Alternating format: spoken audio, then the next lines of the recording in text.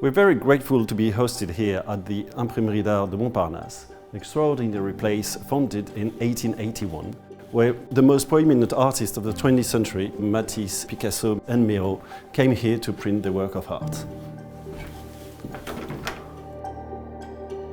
This emblematic workshop was the last place where master printer Fernand Morlot worked.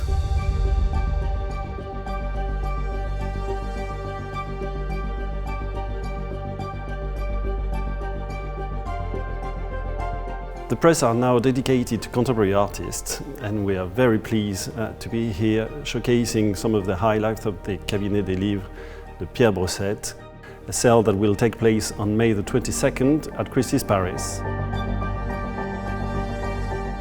The collection itself comprises some of the best copy available from the 18th century to the 20th century, comprising literature, travel books, and artist books, and as well as artistic bindings.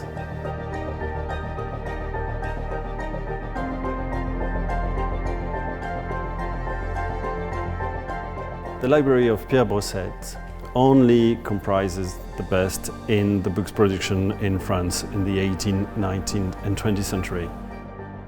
That was the goal of the collectors, and he clearly succeeded it.